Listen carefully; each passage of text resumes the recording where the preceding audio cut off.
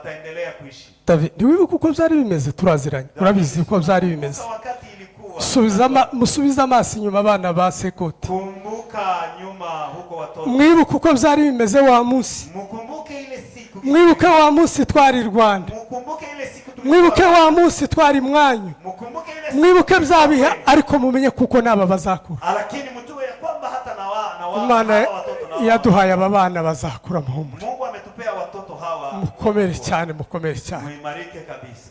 Mwana yararwaye we, uyu mukobwa witavye Imana. Mtoto amekuwa mgonjwa. Mu cyumweru cyo hirya yararwaye. Wiki iliyopita amekuwa mgonjwa. Amaze kurwara ndagira ngo mbabwire uburwayi ho buke.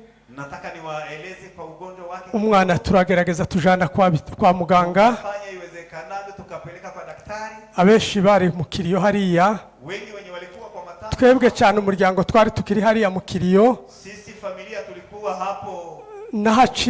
Nahaciye kwa Mama Rusi nsanga ararembye. Nimepitia Mama Rusi nikakuta kabisa ako hali mahututi. David arambwira ati ntabwo bishoboka ko kwinjira kuko abaganga banze. David akaniambia haiwezekani kuingia, madaktari wamekataa. Umutima urambwira ntuko byakomeye ubwo banze. Roho ikaniambia hivyo imekuwa. Nagiye numva byarangiye rwose. Nimeenda nikisikia kabisa. Ariko ndashimira abavyeyi bahabaye. Lakini nashukuru wazazi wame. Umuryango warahagaze n'abacu bari bahari. Imekuwa hapo na wengine wetu. Harabo mu rugo rwacu bari bahari bo kwa Nyamugwera. Familia yetu imekuwa hapo. Hari abavyeyi b'umwana bari bahari. Wazazi wa mtoto walikuwa. Umwana yitavye Imana. Umwana yashoje urugenzi rwiwe. Mtoto amemaliza safari. Imana imugirire neza. Mungu amufanyizie vizuri. Iminsi twabanye turayishimye. Muda tumekaa na yeye tumeshukuru. Turavuze ngo umuryango w'Abasita be tugende neza. Tunasema familia ya Gasita be. Mwana wacu ugende neza. Mtoto wetu enda salama. Imana ikwakire mu bayo. Mungu akupokee kwa. Imana iguheze iruhuko ryiza. Mungu akupumzishe vizuri. Aho ugiye tuzagusanga. Kwenye unaenda tutakupata. Nubwo bimeze kuriya tuzagusanga mu bwami bwo mw'ijuru. Kuwe aje tutakupata. Mukomeze mwihangane cyane. Muimarike sana. Imana itugirire neza kandi dufashe. Mungu atusaidie. Urakoze cyane. Asanteni sana. Beti nilikuwa mkubwa yake. Beti yarangwaga n'ibyishimo. Alikuwa ni mtu wa furaha sana. Na mahoro. Na amani. No gukunda abantu bose. Na kupenda watu wote. Atarobanuye. Bila kutofautisha. Beti yankundiraga abana kabisa. Beti alikuwa anapenda watoto wangu sana. Hari igihe yambwiraga uyu munsi wanyu ntimuteke nshaka abana. Kuna mtu alikuwa akaniambia mimi nataka watoto. Ati kandi ntobica amazi nshaka abana. Usifikirie ni mambo rahisi. Nari nanabimenyereye gutyo. Nilikuwa nimezoea hayo. Nabandi mu kazi Beta akambwira ati birahiye ngwino twirire. Nikiwa niko kazini ananiita kuja tukule. Ndabizi ko abana bari ku ishuri utatetse. Najua watoto wako huko shule, wewe haujapika chakula. Rero Beti yaruhutse. Amepumzika. Beti yaruhutse. Amepumzika.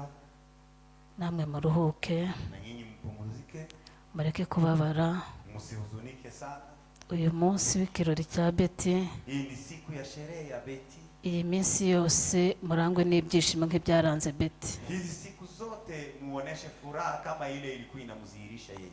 Imana yo mu ijuru ikomeze muri ruhuko ridashira. Na Mungu wa mbinguni amulaze mahali pazuri. Ntabwo nakomeza kuvuga Beti, sinavuga ngo soze. Siwezi muongea na nimalize. Baze waendelee kukuja. Ni foto irakenewe. Hata na picha hii ni ya muhimu.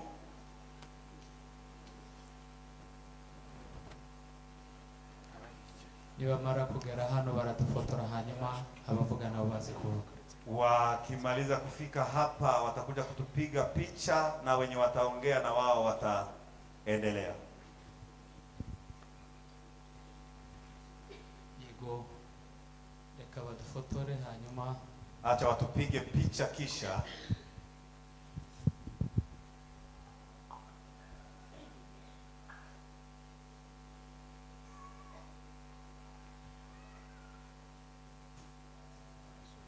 murakoze. Asante. Ababishobora bokomeza bagahagarara. Wenye wanawezeshwa wanaweza endelea kusimama. Abatabishoboye nabo bakicara. Na wenye hawana nguvu wanaweza enda kuketi. Yego, karibu. Bwana asifiwe. Bwana asifiwe. mbere ya byose dushima Imana kuba kuri uyu munsi wa none. Mbele ya yote tunashukuru Mungu kwa kuwa kwa siku ya leo. Muririmbyi aravuga ngo Imana niyo mugenga w'ibihe. Mwimbaji amesema Mungu ndiye anaongoza nyakati. Kuba turi kuri uyu munsi ni Imana yabigenye. Kwa kuwa kwa siku hii ni Mungu ameongoza ama ameandaa. Twebwe ubwacu ntabwo twigeze twicara hasi ngo tubitekereze ko bishobora kuba. Sisi hatujakaa na tupange na tufikirie ya kwamba inaweza tupata. Ariko Imana kuko ari izigena ibihe byose. Lakini kwa kuwa Mungu ndiye huwa anaongoza nyakati. Niyo mpamvu twisanze muri iki gihe. Ndio maana tumejipata kwa nyakati kama hii. Rero hagati yabyo, kwa hiyo mbere ya byose dushimiye abantu babashe kumva iyi nkuru. Tutashukuru kwanza watu ambao wamesikia habari hizi. Batubaye hafi. Wamekuja wakakuwa karibu na sisi. Twe twaje tuje gusura umugwayi hara mu bitaro. Sisi tukikuja kumuangalia mgonjwa hospitalini. Kubera ko twebwe ntago dutuye hano, dutuye hara Kasarani. Sisi hatukai hapa, tunakaa Kasarani. Ariko tumaze gushika, wakati tumefika hapa, twaje gusura umugwayi tuzi kuko ari ukumusura nyine bisanzwe tukiri kumwe nawe. Kumuona mgonjwa kawaida. Naho wari umunsi wenyine wo kurangiza. Kumbe ilikuwa ni siku yake ya mwisho. Mubyukuri yarangije turi hariya. Amemaliza tukiwa hapo. Twarababaye cyane. Tumehuzunika sana. Murabyumva namwe nyine ukuntu biba bimeze. Na nyinyi mnaelewa hayo gisi yalivyo. Ariko Imana yo mu ijuru yaradufashije. Lakini Mungu wa mbinguni ametusaidia. Iradukomeza. Akatufariji. Ndashimira abantu twari turi kumwe hara ku bitaro. Nashukuru watu ambao tulikuwa na wao huko hospitali. Mubyukuri batubaye hafi cyane. Kwa ukweli wamekuwa karibu nasi sana. Igihe twamaze kubona nyine umuntu arangije. Tumeona wakati mtu amemaliza safari yake. Twagiye mu yindi ntambwe twebwe tutabashaga kwikontorora. Tukakuwa kwa nafasi nyingine ama kwa mafikira nyingine. Ariko Imana yaradufashije turakomera. Lakini Mungu ametuwezesha tukaimarika. Ndashimira uyu muvandimwe wicaye ahangaha imbere. Nashukuru ndugu yangu Alex mwenye anakaa hapa mbele. Mubyukuri yatubaye hafi cyane. Amekuwa karibu nasi sana. Kandi nawe ni umuvandimwe wa nyakwigendera. Na tena na yeye ni ndugu ya mwenda zake. Ariko yakomeje kutuba hafi twese dufatikanya. Lakini amekuwa karibu sisi wote tukisaidiana. Turaza tugera hano mu rugo amahoro. Tukakuja tukafika hapa amani. Ndamushimira cyane. Tunakushukuru sana ndugu. Nabandi bose twari turi kumwe kuba barakomeye. Na wengine wote ambao tulikuwa na wao kwa kuwa wamefarijika. Bakabyakira. Na mkayakubali hayo. Mubyukuri turabishimamo cyane. Kwa kweli tunashukuru sana.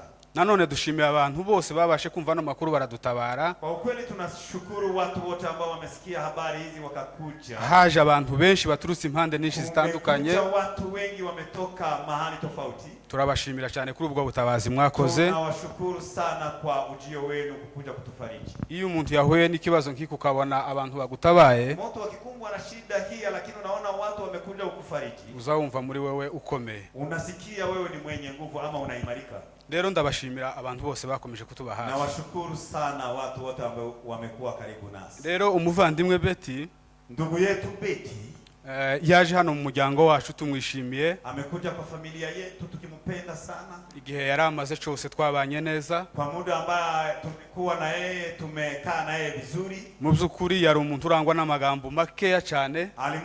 Ni mtu alikuwa na mambo machache. Yitondaga. Alikuwa ni mpole. Yagiraga ibyishimo byinshi agakunda n'umuryango wacu. Alikuwa na furaha nyingi na anapenda familia yetu. Mu byukuri sinabona uko nabivuga. Kwa ukweli najua siwezi yaeleza mimi. Yagiraga amagambo make ashoboka. Alikuwa ni mtu mtulivu kabisa. Sinzi wenda abantu bazabona ugutandukanye. Watu huwa wanaona kitofauti. Ariko nje uko namubonaga nuko niko namubonaga. Lakini kama vile mimi nilikuwa namuona ni mtu mtulivu. Yatubereye umwana mwiza mu rugo rwacu. Amekuwa mtoto mzuri kwa familia yetu. Atubera umugisha. Akakuwa wa baraka. Araza arabyara iwacu. Akazaa kwetu. Akaba dusigiye urwibutso rw'abana. Ametuachia ukumbukumbo ya watoto. Ntabwo dushobora kumwibagirwa. Hatutamsahau kama. Nubwo imitima yacu ibabaye. Mioyo yetu imesoroneka ama imekuwa na huzuni mwingi. Ariko kandi dufite ibyiringiro kuko tuzamubona. Lakini tuko na matumaini tutamuona. Iyi ni inzira twese tuzacamo. Hii ni njia sisi wote tutapitia. Niyo mpamvu tugomba kubyakira. Ndio maana tunapaswa tuyapokee haya. Rero bavandimwe bacu, wandugu zetu, ndabihanganisha mwese. Na wapea pole nyinyi wote, mfarijike. Umuryango wacu wose wa Gasita. Familia yetu yote ya Gasita. Umuryango wa bugufi. Familia ya karibu. Ndabihanganisha mwese ngo mwihangane. Wapea pole na mfarijike. Kandi mukomere.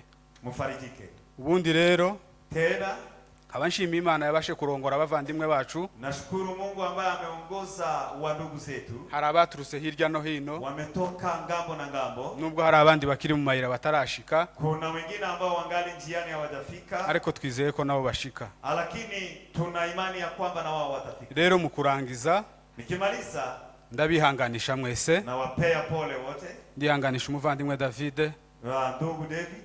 ndihanganisha abavandimwe bose tuvukana, Wandugu ambao wote ni mandugu zetu wa yaba arabo turi kumwe hano, wale ambao tuko na wao hapa, ndetse n'abandi batabashe kuba kuri uyu munsi. na wengine ambao hawatakuwa hapa. Mwese ndabihanganisha, mwihangane, Wote nasema mfarijike. mukomere cyane. Mfarijike kabisa. Bityo nanone turihanganisha ababyeyi ba Betty, Hivyo hivyo tunatoa rambirambi kwa wazazi ambao wamemzaa Betty, umuryango wose wa Byinshi. familia yote ya Byinshi. Mwihangane kandi mukomere, Tena tunawapea mfarijike. igihe nikigera tuzamusanga. Wakati ukifika tutampata. Rero ndabashimiye mwese, Na washukuru nyinyi wote. dukomeze twihangane, Tufarijike twese tuzabasha kumubona igihe na nikigera. tutamuona wakati ukifika. Murakoze cyane. Asanteni sana.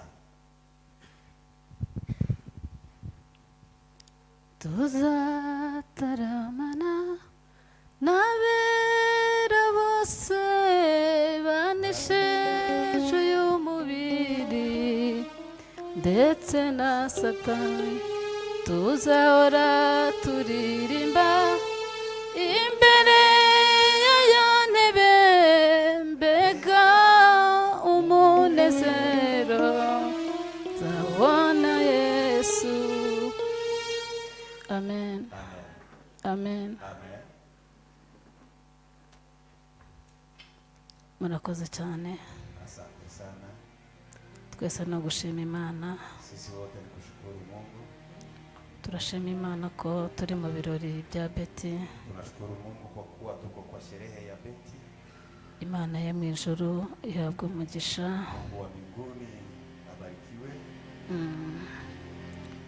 Ndashimira abantu mwese, Nashukuru kila mmoja wetu. mwese mwaje kudutabara. Wote ambao mmekuja kuwa pamoja nasi. Mu by'ukuri Imana ibaha umugisha. Kwa ukweli Mungu awabariki. Ndashimira umuryango wacu. Nashukuru familia yetu. Imana yo mu ijuru ibaha umugisha. Mungu awabariki. Bakoze byinshi, Wamefanya mambo byinshi cyane. mengi sana. Imana yo mu ijuru ibaha umugisha. Mungu awabariki. Ndashimira umuryango wo kwa Papa Betty. Nashukuru familia ya Baba Betty ama kwao na Betty kwenye anazaliwa. Barakoze nabo ibintu byinshi pe. Wamefanya mambo mengi sana. Nagezeho ntekereza hejuru ya muzehe, Nimefika hapo nikaanza kufikiria kwa mzee. mbona ukuntu atari kwicara, Nikaona gisi hakai. akajya mu rugo akagaruka kwa muganga. Anafika nyumbani anarudi kwa daktari. Sinamubwiye ariko nabitekerejeho ndavuga nti nta kundi. Sikumwambia lakini nimefikiria nikasema hakuna gisi ingine ya kufanya. Mubyeyi nubwo wikoreraga, Imana yo mu ijuru iguha umugisha. Mzazi, najua ulikuwa unanifanyia kwa kuwa ni mtoto wako, lakini Mungu akubariki. Mwese Imana yo mu ijuru ibaha umugisha. Ninyi wote Mungu awabariki. Biragoye kuvuga Betty. Ni ngumu kuongea juu ya Betty. Betty ni mugari. Betty ni mkubwa. Betty yari umuntu utandukanye. Betty alikuwa ni mtu tofauti. Betty yari umuntu urangwa n'ibyishimo. Betty alikuwa ni mtu ambaye anadhihirishwa na furaha. Betty ntabwo yari muramukazi wanjye. Betty hakukuwa ni sister in law. Betty nari mukuru we. Betty nilikuwa mkubwa yake. Betty yarangwaga n'ibyishimo. Alikuwa ni mtu wa furaha sana. N'amahoro. Na amani. No gukunda abantu bose. Na kupenda watu wote. Atarobanuye. Bila kutofautisha. Betty yankundiraga abana kabisa. Betty alikuwa anapenda watoto wangu sana. Hari igihe yambwiraga uyu munsi wanyu ntimuteke nshaka abana. Kuna mtu alikuwa akaniambia mimi nataka watoto. Ati kandi ntubice amazi nshaka abana. Usifikirie ni mambo rahisi. Nari narabimenyereye gutyo. Nilikuwa nimezoea hayo. N'abandi mu kazi Betty akambwira ati birahiye ngwino twirire. nikiwa niko kazini ananiita kuja tukule. ndabizi ko abana bari ku ishuri utatetse. Najua watoto wako huko shule, wewe haujapika chakula. Rero Betty yaruhutse. Amepumzika. Betty yaruhutse. Amepumzika. Namwe muruhuke. Na nyinyi mpumzike. Mureke kubabara. Msihuzunike sana. Uyu munsi w'ikirori cya Betty. Hii ni siku ya sherehe ya Betty. Iyi minsi yose murangwe n'ibyishimo nk'ibyaranze Betty. Hizi siku zote muoneshe furaha kama ile ilikuwa inamdhihirisha yeye. Imana yo mu ijuru ikomeze muri ruhuko ridashira. Na Mungu wa mbinguni amulaze mahali pazuri. Ntabwo nakomeza kuvuga Betty, sinavuga ngo soze. Siwezi muongea na nimalize. Betty yabaye umugisha muri famiye yacu. Amekuwa wabaraka kwa familia. Umugisha apana bimwe bavuga ngo umuntu avuga umugenzi we yagiye. Kubera ko wanaongea, mtu anaongea mwingine akishaenda. Kubera ko atamureba aho ya. Sio kama eti ni kwa kuwa yeye hanioni. Ntabwo ariko kuri Betty yari umugisha mu muryango wacu. Ukweli ni kwamba Betty alikuwa wabaraka kwa familia. Kuri twese kubavandimwe bose. Kwetu sisi wote kwa mandugu kila mmoja. Nihanganisha musaza wanjye. Nikipea ndugu yangu uimarike ndugu. Twabuze umubyeyi. Tumekosa mzazi. Ariko nta kundi. Lakini hakuna kitu kingine. Twamukundaga. Tulikuwa tunampenda. Ariko Imana yamukunze kuturenza. Lakini Mungu amempenda kutuzidia. David kandi y'urubutiyo rweze rurasarurwa. David, na tena tunda likikomaa huwa wanavuna. Tugomba gukomera. Tunapasha tuimarike. Kubwa blessing. Kwa blessing. Kubera Nola. Hata Nola. Ndabizi neza kandi tuzabicamo. Na jua tena tutapitia. Kwa ko dufite Imana yatureze natwe turi imfubyi tugakura. Kwa kuwa tuko na Mungu ambaye ametulea na sisi tukiwa mayatima na tukakomaa na sisi ni wakubwa. Na blessing na Nora bazakura. Hata na wengine blessing Nora na wao watakuwa kabisa tena vizuri. Shoje mbashimira mwese. Nikikamatisha na washukuru nyinyi wote. Komeza mabane natwe kuzageza umunsi wo kuwa mbere. Muendelee kuwa pamoja nasi mpaka siku ya Jumatatu. Imana yamwijeri baho umugisha. Na Mungu awabariki. Umuhate wanyu sobusa ku mwami muzagororeka. Bidii yenu si ya bure kwa mfalme. Murakoze cyane. Asante sana.